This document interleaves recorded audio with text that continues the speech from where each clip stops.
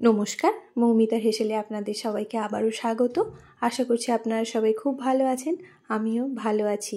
আজকে বানিয়েছি দেখুন একটু অন্যরকমভাবে একটা নতুন রেসিপি। আপনাদের সাথে আমি সেটাই শেয়ার করলাম, আপনাদের ভালো লাগবে আশা করছি। আর ফুল ভিডিওটা ওয়াচ করুন, আর এরমভাবে অবশ্যই একবার বাড়িতে বানিয়ে দেখুন, খুবই ভালো হয় এই রেসিপিটা খেতে।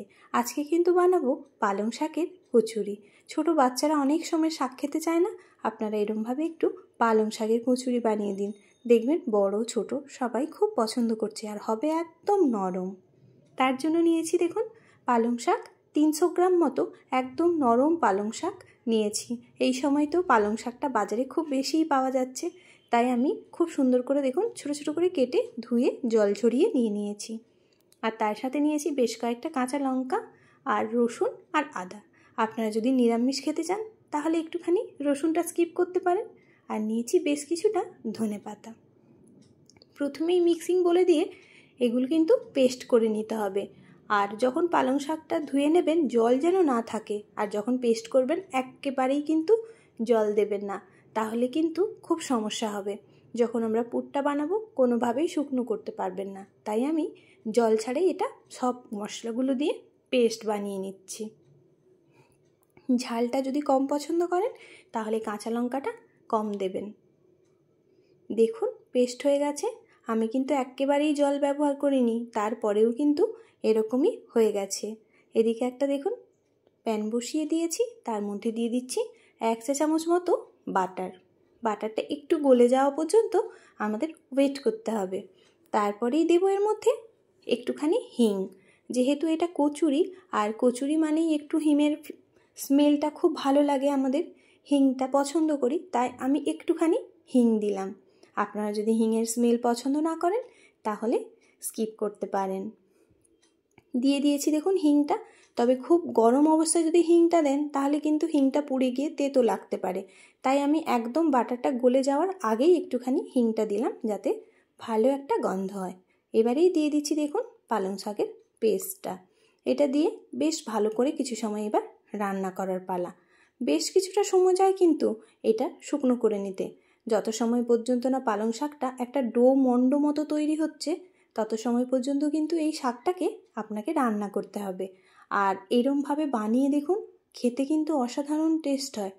আর কচুরিটা হবে একেবারে নরম তুলতুলে। তাই বলবো অবশ্যই একবার বাড়িতে ট্রাই করে দেখুন, ছোটরা কিন্তু ভালো পছন্দ করবে। দেখুন এদিকে ময়দা নিয়ে নিয়েছি, আর দিয়ে দিচ্ছি তার মধ্যে স্বাদ অনুযায়ী লবণ। লবণটা আমি 1 চা চামচের 4 ভাগের 1 ভাগ দিয়েছি। আর দিচ্ছি চিনি। চিনিটা একটু আমি এখানে বেশি দিচ্ছি, আমি 1.5 চা চামচ মতো চিনি ব্যবহার করছি। আর ময়দা নিয়েছি এখানে 300 গ্রাম মতো, দিয়ে বেশ ভালো করে এটা প্রথমেই মেখে নিলাম।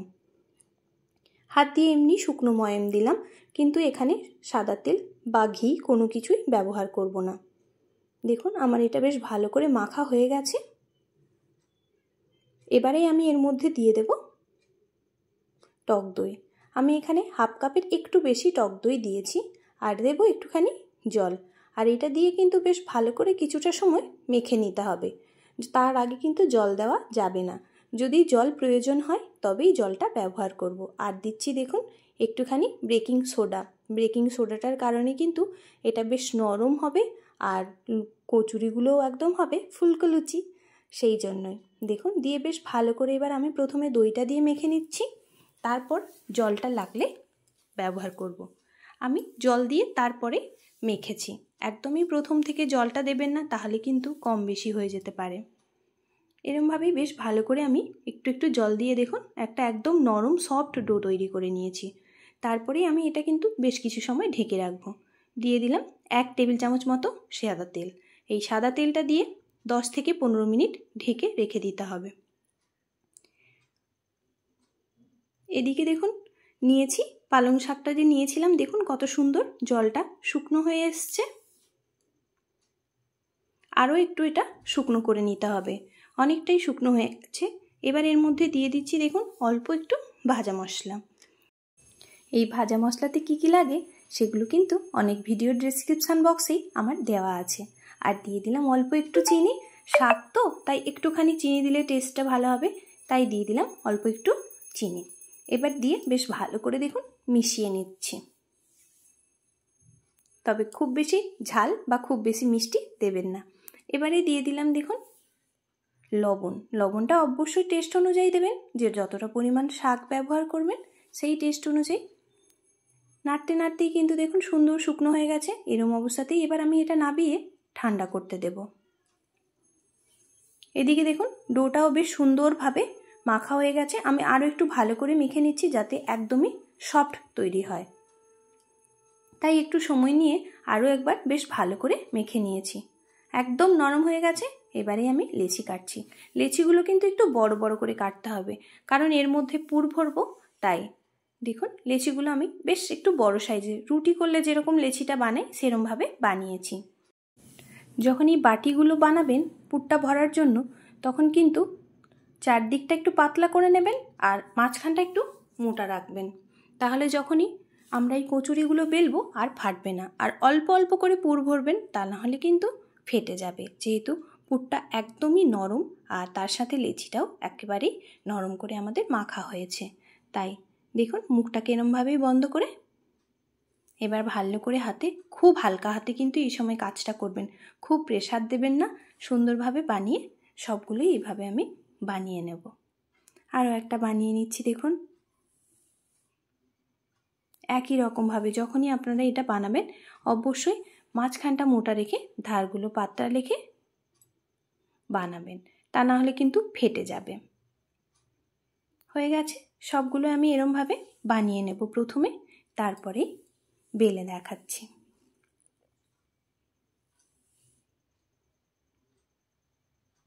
দেখুন কিরম হয়েছিল। আর বেলবেন যখন একেবারেই কিন্তু হালকা হাতে বেলবেন, না হলে কিন্তু চট করে ফেটে বেরিয়ে যাবে পুরটা ভেতর থেকে। তখন কিন্তু একদমই ভালো করে কচুরিগুলো ভাজতে পারবেন না। তেলের মধ্যে যখন এই পুরগুলো বেরিয়ে যাবে না, তখন আর কচুরির কোনো টেস্টও পাবেন না আর একদম ভালো লাগবে না। তাই খুব বেশি বড় করার দরকার নেই, এরকম মিডিয়াম সাইজ করেই কিন্তু কচুরিগুলো সব বেলে নিতে হবে। দেখুন সুন্দরভাবে বেলা হয়ে গেছে। লুচিগুলো বা কচুরিগুলো আপনারা যেটাই বলবেন সেটাই দিয়ে এবার আমি এটা ভাজতে দেব। দেখুন তেলটা গরম করতে দিয়েছিলাম, ছেড়ে দিলাম কচুরিটা। একদমই এরমভাবে একবার বানিয়ে দেখুন, এটা কিন্তু দারুণ টেস্ট হয় আর সুন্দর নরম সফট হয়। আমার চ্যানেলের এই ভিডিওগুলো যদি আপনাদের ভালো লাগে তাহলে অবশ্যই লাইক, কমেন্ট, শেয়ার, সাবস্ক্রাইব করতে ভুলবেন না।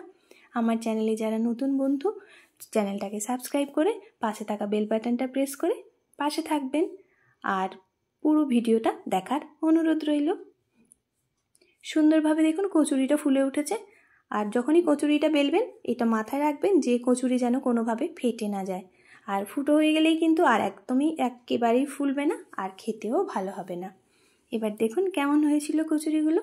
দেখতেও যেমনি হয়েছিল, এটা কিন্তু খেতে হয়েছিল অসাধারণ। আপনারা যে কোনো কিছুর সাথেই কিন্তু এটা একবার খেয়ে দেখতেই পারেন। নিরামিষ আলুর দম হোক কিংবা চিকেন হোক বা কিংবা অন্য কিছু দিয়েও বেশ টেস্টি হয়। দেখুন একটা কেটে দেখাচ্ছি কেমন হয়েছিল।